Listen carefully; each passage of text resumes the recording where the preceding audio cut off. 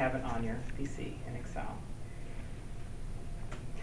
Office.microsoft.com is a chock full of all kinds of tips and tools that we can use in order to learn how to organize our lives using spreadsheets for work as well as home or play.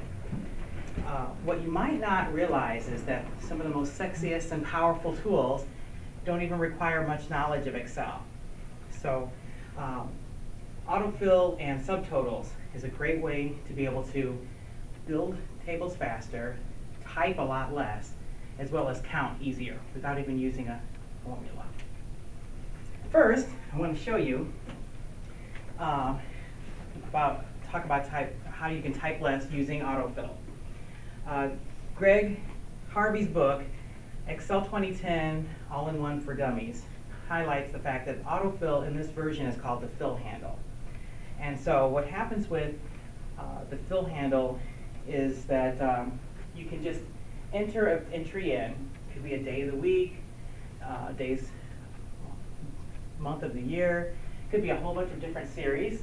But if you type in your entry, does anybody in here use autofill? Yes, you do use autofill. Beautiful. Okay. So what you do is you highlight with your mouse pointer. This is a big white cross. And then it'll transform into this fill handle that when you hold it down, you drag it across, it'll populate the cells for you so you don't have to enter it in. What's also nice is if you have a recurrence going on, let's say it's a weekly meeting or a monthly meeting, instead of looking up those dates, you can put the rhythm of what those values are going to be, highlight the entire value, the rhythm, and then use that fill. Okay. Secondly, you can use autofill to build your spreadsheets a lot faster. So I thought I'd take a non-tech approach to my visuals today. And what is happening here is the custom lists. You can build your own lists. So as you can see, with the days of the weeks and the months of the year, there's lists that already come with Excel. But the example I'm using is just a shopping list. There's 11 things that I always buy at Costco. Instead of me trying to remember from memory, I can enter those in with this edit custom list command. It varies where it is in the different versions of Excel, but in 2010, under the File menu and Options, the File tab and Options, General Options, you'll see this window.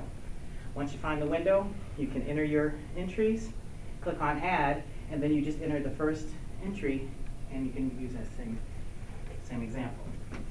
Since you guys are already users of it, I had visuals to show you before for Costco, and the screen tips that are popping up, and then afterwards. All right, thank you so much.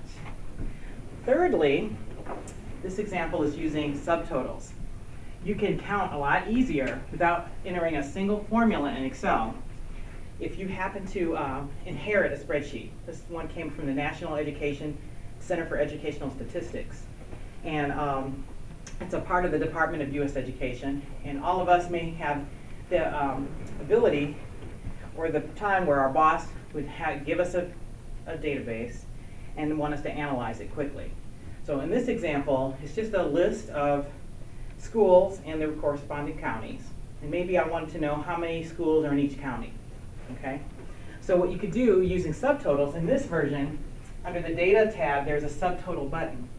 So assuming that you sort the list by county, or by the way you want to do your totals, you will hit the subtotal button, and you'll get this window.